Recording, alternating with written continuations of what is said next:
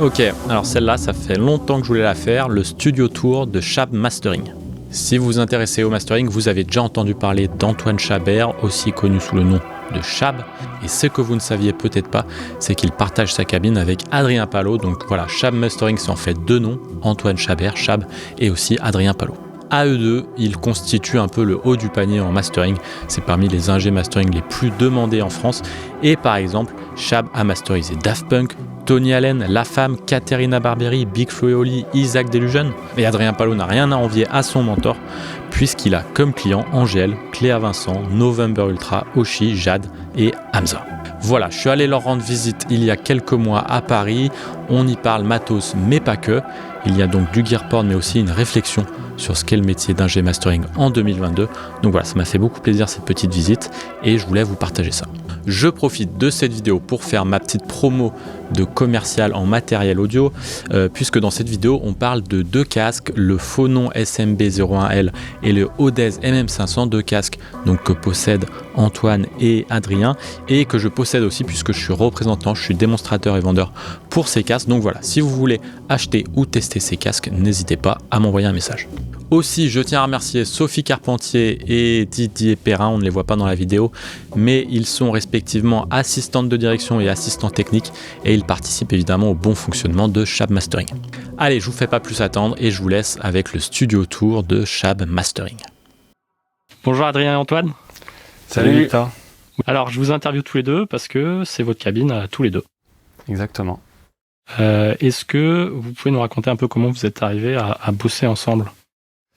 On a commencé à bosser ensemble parce que moi à la base je suis ingé son et je faisais aussi de la réal. Et comme tout le monde, j'allais en séance de mastering chez Chab et je m'assieds dans le canapé, je comprenais pas trop ce qui se passait. Donc au bout d'un moment, je me suis dit je vais lui poser la question s'il a pas besoin de quelqu'un pour bosser avec lui en fait. Ça serait la meilleure façon de comprendre ce qui se passe et d'apprendre. Et donc c'est ce qui s'est passé. Et c'était il y a 10 ans. Il y a 10 ans, ouais, on a fait, t'as fait 1 an d'assistant pour apprendre le job en fait. Puis aussi, tu vois, tu voulais connaître aussi toute la chaîne du process en fait pour toi en fait, c'est ce que tu m'avais dit. Ouais. Et puis après, j'ai pris quelqu'un d'autre pour le remplacer parce que il était devenu indispensable.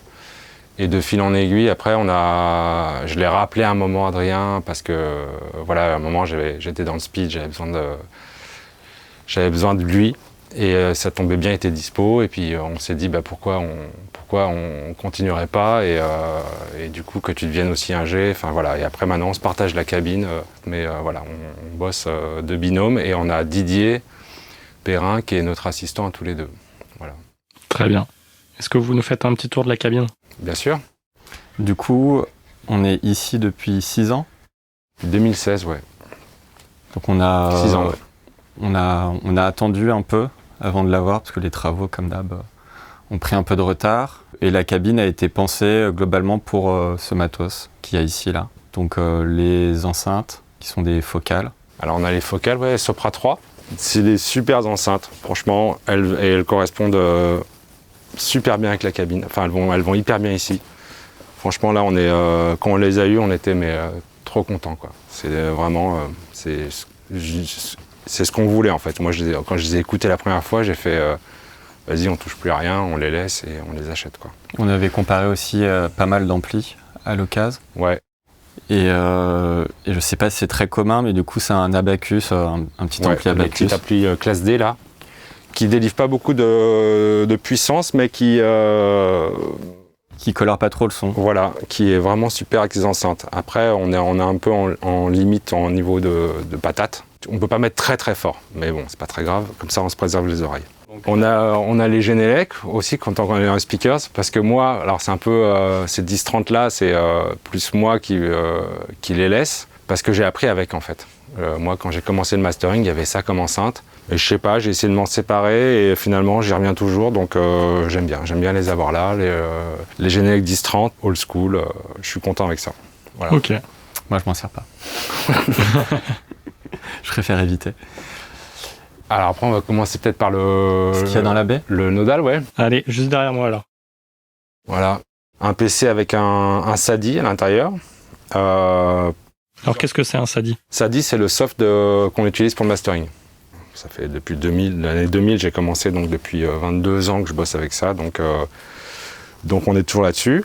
Plusieurs cartes son, donc une carte son Weiss, il y a une carte son RME aussi à l'intérieur, comme ça je peux faire plusieurs chaînages avec plusieurs softs à l'intérieur de l'ordi. Donc ta RME, c'est une interface digitale, c'est pour router non, digitalement. la RME qu'on voit là, je l'utilise pas, ça c'était juste pour du double AES en simple AES. En fait, je m'en sers pour ça, quand je vais faire du 192 ou j'ai des machines en AES 3, des machines en AES 2, donc ça me sert plus d'interface de conversion d'AES.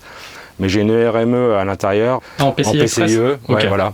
Et j'ai cette carte son Weiss qui se branche en Firewire à l'ancienne. Tout ça cloqué par les envelopes. Et après, tout part de ce nodal en AES. Tu vois, ça arrive par tous les câbles là. Et on arrive ici sur la partie centrale où là, l'analogue, il est juste dans cette partie-là avec les câbles plus courts en fait. Voilà. Je te laisse poursuivre. On a des magnétos.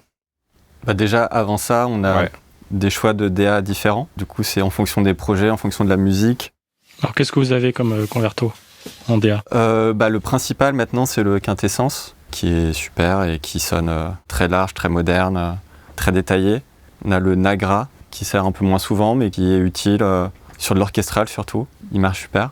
Et on a encore le C8 de Dangerous. Et alors, ces DA dont tu me parles, c'est pour la chaîne ou c'est pour ton monitoring ? C'est pour la chaîne. Pour le monitoring, du coup, on a le Dangerous Monitor. Qui a des DA intégrés. T'as un DA déjà dedans. Ce qui est super parce que tu as même 4 DA asynchrones. Tu peux monitorer 4 sources différentes, peu importe la fréquence. Et du coup, c'est les mêmes DA. Tu peux monitorer des sources avec le même son, plusieurs softs, ta source, monitorer même des trucs sur le net. Tout est relié là-dessus. Donc les DA de la chaîne, les DA et les AD, pour nous, c'est des choix à chaque fois de couleurs. De couleurs, voilà.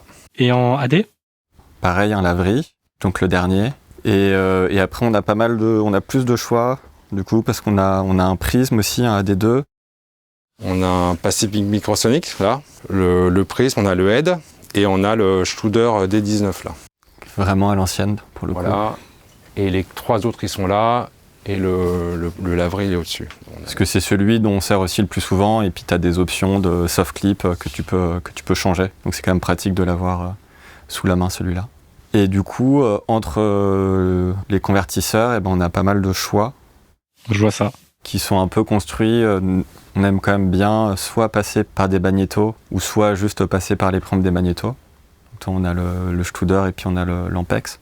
Donc tu peux passer dans les préampes de tes magnétos sans passer par la bande et tu as une... Ouais, juste tu te mets en tête, tu te mets en input en fait, et donc ça marche comme ça. L'ATR 102, du coup, c'est une version modifiée avec des préampes particuliers, puis il y a un vari-speed, donc tu peux faire... C'était modifié par Dave Hill de Cranesong, c'est vraiment super, quoi. Ils ont modifié toute la partie préamp et on a un super résultat avec ça, quoi.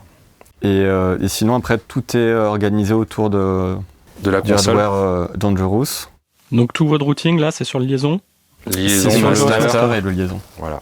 On a un point de patch de côté, parce qu'on ne peut pas tout mettre non plus tellement on a d'outboard. Donc on a un point de patch en XLR pour les machines vintage. De ce côté-là, regarde. Il a le coup un peu plus Pultec, vieux Nive, API. Et là, il y a un point de patch où on peut faire des chaînes où on met qu'une seule. Voilà. Et en gros, le hardware, c'est de l'EQ et de la compression. On en a pas mal avec différentes couleurs. Est-ce que vous nous en présentez un petit peu ? Vas-y, Adrien. Les EQ, c'est assez, tu vois, on a pas mal de trucs, mais on n'a pas non plus pléthore. Le Buzz Audio, qui je pense est un classique de mastering, qui est très doux pour de la correction, pour ajouter un petit peu, qui marche assez bien. À l'inverse total, il y a le Focusrite, qui est très précis, c'est des pas de 0,3, mais avec des cues qui peuvent être assez serrés, et tu peux avoir un résultat assez précis très vite. Lui, il a aussi du gain, qui est assez cool. C'est-à-dire, tu vas juste passer dedans sans EQ et tu as une tu peux. On va le driver en fait, voilà. On va lui rentrer fort dedans pour aller à la limite des transfos et avoir de l'écrêtement par du gain. Voilà, comme aller driver un peu les transfos pour tasser un peu le son. Des fois, ça marche bien, même sans EQ en fait. Et dernier, tu as le TG. Je pense à aussi pareil, un classique. Enfin, le dernier, on va dire un des principaux, quoi. T'as le TG, t'as le Veils au-dessus, en numérique, voilà, qui en AES, qui est super. Et là, depuis pas très longtemps aussi, avant, on avait des vieux Pultec. On l'a remplacé par les nouveaux, qui sont super et qui correspondent au son Pultec, on va dire, sans les galères de maintenance que tu as avec un vieux, quoi. Et les API 550M, donc les premiers API de mastering, qui est maintenant été remplacé par le 5005. Donc ça, c'est la première version. Voilà pour les EQ. Et après, on a des compresseurs. Donc là, il y a un vieux limiteur Nive, 2253. Là, il n'y a pas de compresseur parce que bon, les EQ, on les met devant pour avoir les deux mains. Mais les compresseurs, généralement, d'une main, ça marche. Donc c'est plutôt de ce côté. On a le Portico, qui fait à la fois compresseur, mais à la fois aussi boîte à outils avec des modes de largeur, de profondeur, le Silk pour rajouter des aigus, donc c'est un peu une sorte de boîte à outils super. Le DSR Mazelec, MPL2, le compresseur Mazelec MLA2, le compresseur Dangerous, le compresseur Focusrite, et là le L2, le limiteur numérique ou même qui fait aussi convertisseur aussi, si on veut, de chez Waves à l'ancienne. Voilà, donc c'est un peu notre partie compresseur ici. On a d'autres machines qu'on met pas tout le temps. Là, il y a un PL2 pendulum qu'on peut mettre dans la chaîne. J'ai ces EQ là, un peu BBC style, old school, qui sont super aussi, super musicales. Ah super, que j'ai jamais vu ça, qu'est-ce que c'est? Non, mais il n'y a pas de marque, je sais pas ce que c'est. Je les ai achetés à Los Angeles, chez un broker. Ils savaient pas ce que c'était non plus, et franchement, c'est top, quoi. Je les ai fait... T'as fait une affaire. Ouais, je suis hyper content de les avoir. Et après, dans la cave, on a d'autres trucs qu'on sort à l'occasion. Si j'ai besoin d'un vieux DBX, un DSR, je vais le chercher. Toi, des fois, tu utilises un GML compresseur. Enfin voilà, on a aussi d'autres trucs qui sont à dispo et qu'on vient mettre, on met là-dessus, on vient raquer, on met au patch et hop, on y va. En fait, le mastering, on a beaucoup de choses, mais le but, c'est pas d'utiliser tout, c'est d'utiliser 2-3 machines et trouver les bonnes machines pour chaque projet. Donc les bons convertisseurs, le bon compresseur ou pas. Souvent aujourd'hui la musique est déjà bien compressée, donc même des fois les compresseurs on passe dedans mais ça bouge pas, c'est juste la couleur. Et trouver les bonnes machines. Donc des fois, moi des fois j'ai pas l'inspi avec le setup là, enfin bon, entre guillemets, hein. Donc je me dis tiens, c'est pas une question d'inspiration, mais des fois ça marche pas. Donc tu vas chercher d'autres machines et puis t'essayes et puis ça, voilà, il faut c'est pratique d'avoir pas mal de machines pour trouver la bonne. Voilà, du choix. Et bien sûr, on bosse aussi avec des plugs. Qu'est-ce que vous utilisez au quotidien comme plug? Au quotidien, vas-y. Moi, dans l'idée, ce que j'aime bien faire, c'est du coup une chaîne analo, de récupérer dans sa DI et de mon niveau final, de le gérer avec un plug. J'avoue que moi, souvent, ça va être un ozone, un maximizer. Quand je compare à peu près avec tout le reste, c'est ce que je trouve le plus musical, en fonction des modes que tu as. Donc moi, en général, c'est ça qui va finir ma chaîne.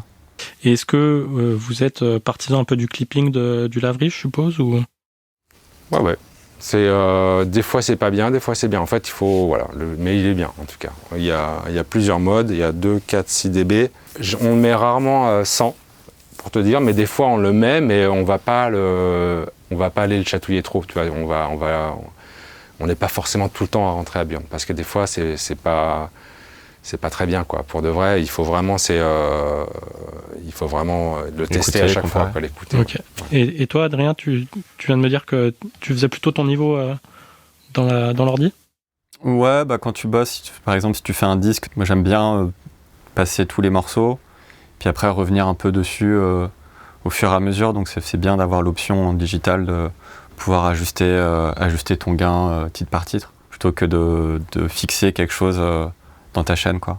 Enfin, on va dire c'est beaucoup plus souple de bosser comme ça.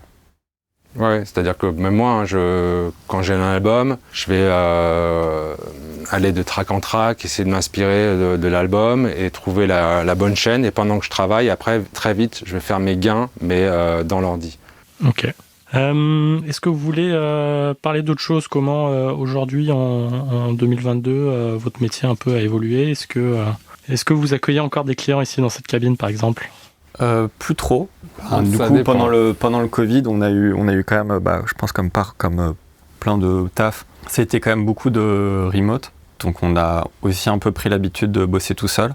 Moi, ce que j'aime bien faire, c'est plutôt bosser tout seul et puis quand tu as fini de bosser, que les clients ils viennent écouter et puis faire les modifs s'il y a besoin avec eux. Moi, j'aime bien être assez libre de bosser un peu avec mon feeling et de pas être trop influencé non plus par les gens. Et tu vois, en général, c'est plutôt un truc qui fonctionne et eux, après, ils viennent et tu finalises et t'ajustes avec eux, quoi. Après, ça arrive quand même encore pas mal qu'il y ait des gens qui viennent. Mais après, on a aussi surtout l'habitude de bosser avec les mêmes personnes.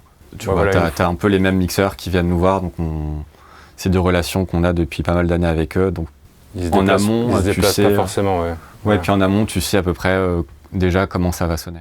Quand tu dis les gens viennent plus trop, moi j'ai quand même pas mal qui viennent, mais comme tu dis, c'est-à-dire qu'en gros, je défriche un peu tout seul. Je leur dis, voilà, venez en début d'après-midi, et comme ça, c'est bien aussi de partager le process, je trouve, qu'ils puissent voir. Et les gens, ils sont quand même s'ils comprennent pas tout et s'ils sont pas forcément bons juges ici parce qu'ils connaissent pas les enceintes voilà, c'est difficile d'arriver dans un endroit inconnu et de dire et de valider des choses.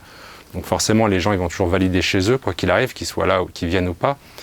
Mais c'est quand même bien, moi j'aime bien échanger avec les gens parce que ça va te donner aussi des idées, tu vois, tu les vois, tu discutes de leur musique avec eux et tu leur fais écouter. Comme dit Adrien, voilà, le travail est un peu déjà fait, souvent, pas, des fois tout a totalement terminé, des fois pas. Mais après, tu as cet échange-là qui va aussi te donner des idées et puis comme ça, c'est quand même cool que les gens viennent. C'est vrai qu'il y a pas mal de clients, même on a quand même pas mal de clients étrangers aussi qui viennent pas forcément. Donc je dirais, je sais pas si ce serait du 50-50 tout seul ou avec clients, mais on est dans cet ordre-là, quoi. Peut-être un peu plus tout seul quand même.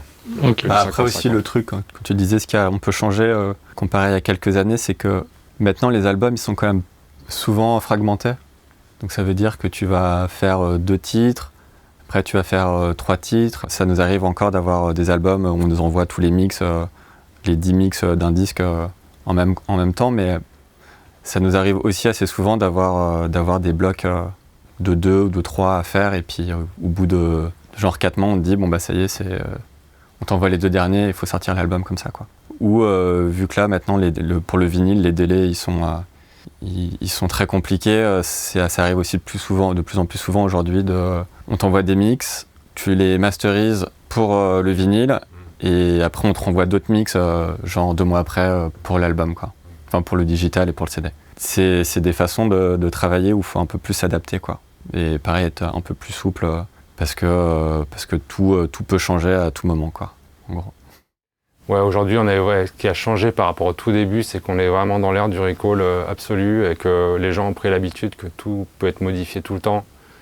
Avant, il y a 20 ans, tu sortais de la cabine de mastering, c'était fini, en fait. Tu prenais ton CD, à la limite, ils allaient l'écouter dans la bagnole ou tout de suite, en fait. Ils avaient leur bagnole en bas, ils allaient mettre leur cassette ou après leur CD dans la voiture. Et ils remontaient dans le studio, ça validait vite, quoi. Aujourd'hui, on a de tout, en fait. Il y a des gens qui continuent à valider vite, mais on est dans l'ère du total recall, donc Schwarzenegger.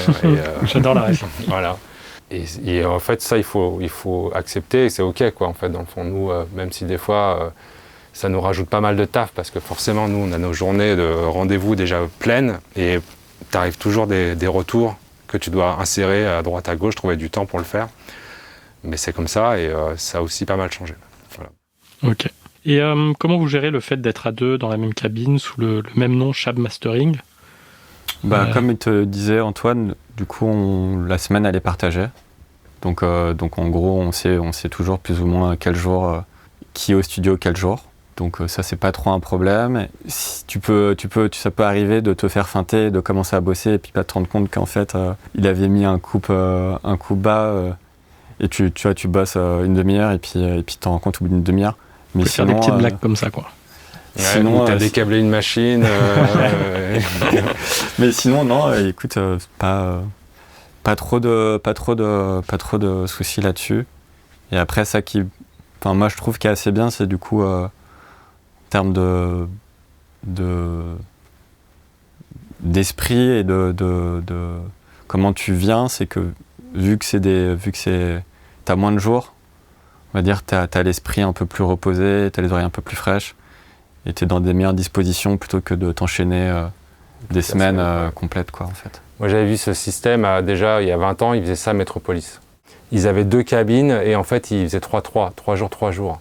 Et eux ils s'invertissaient. Il y en a un qui faisait lundi, mardi, mercredi, l'autre il faisait jeudi, vendredi, samedi, et puis après ils switchaient pour pas que ce soit toujours les mêmes. Nous on switche pas, mais je m'étais dit waouh, c'est génial parce qu'en fait tu as beaucoup de temps libre et en fait au début ça me paraissait presque impossible parce que moi je travaillais 5-6 jours, même des fois toute la semaine quand j'étais tout seul.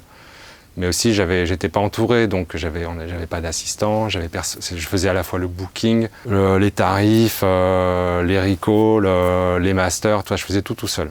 Quand Adrien est venu, j'ai vu qu'en fait, en déléguant, tu gagnes en efficacité et en temps et du coup en qualité de travail. Donc maintenant, on est 4 à bosser sur la boîte. Il y a donc Sophie qui s'occupe de tout ce qui est booking et facturation. Il y a Adrien, donc on se partage la cabine, et il y a Didier, comme j'ai dit tout à l'heure, qui est notre assistant à tous les deux, qui s'occupe de préparer les sessions et de les terminer, de tourner les masters, de répondre aussi aux mails aux gens quand on peut pas, parce que nous, quand on est en rendez-vous, forcément, on n'a pas forcément le temps de tout gérer.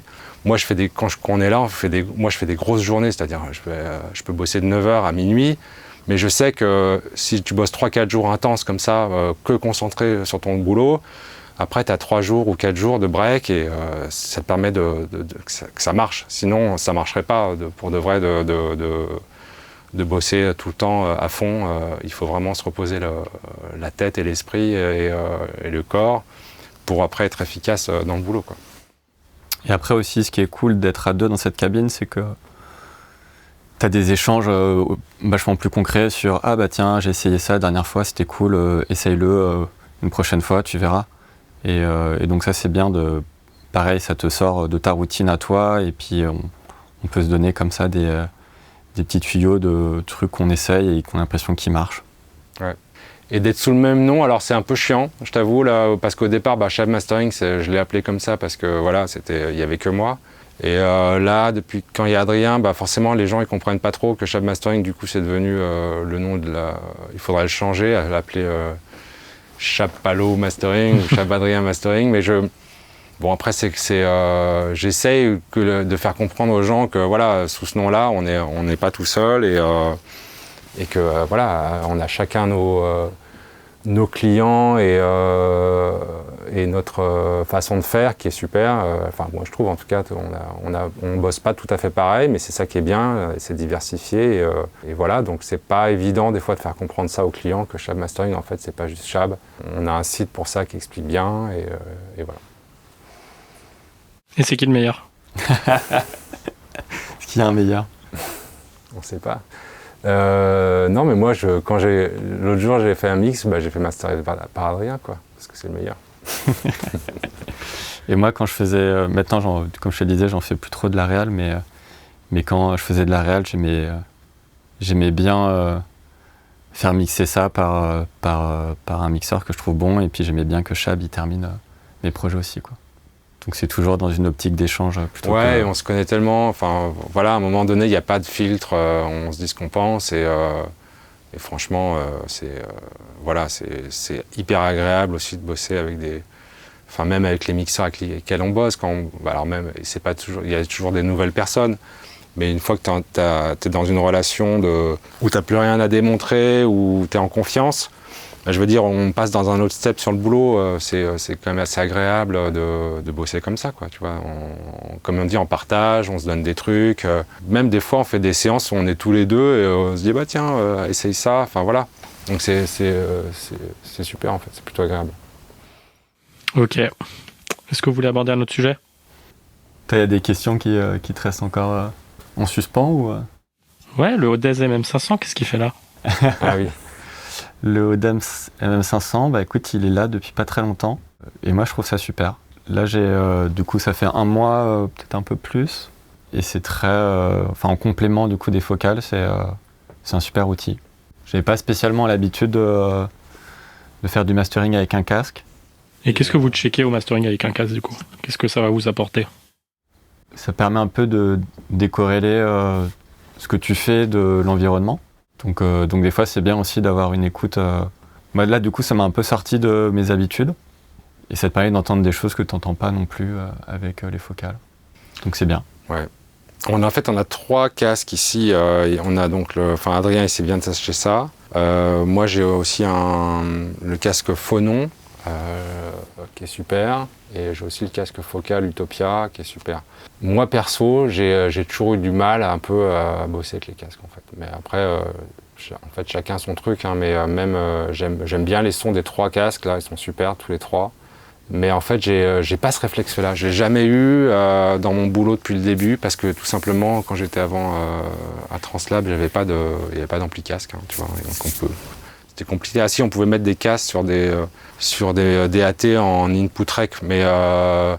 C'est un marché récent, le casque, quand même, un peu haut de gamme. Ouais, en plus. Mais avant, tu avais des Sennheiser quand même qui étaient super aussi, toute la série HD qui était vraiment chouette, mais qui développaient pas beaucoup de basses, mais qui étaient vraiment super agréables. Aujourd'hui, on a des casques avec plus de bas, alors pas trop non plus, hein, parce qu'il y en a où il y en a beaucoup trop, mais et même maintenant, tu as des casques, on a essayé ça, des casques qui sont moulés à ton oreille, je sais plus c'est quoi la marque, ils développent vraiment des trucs de ouf où ils vont prendre l'empreinte et c'est un peu comme le Trinov pour les enceintes, c'est un peu le même système avec des DSP qui s'adaptent à ton oreille. Ça avance beaucoup et tu pourrais te dire, comme tous les gens écoutent au casque, c'est cool de masteriser au casque, mais après, voilà, je pense que chacun, honnêtement, j'aime bien écouter, voilà, j'ai 2 paires d'enceintes, ça me suffit en fait pour savoir comment ça va être au final chez les gens et dans leur casque. Voilà, après, je dis pas qu'il faut pas prendre de casque, hein, mais en tout cas, voilà, on a chacun nos manières en fait de faire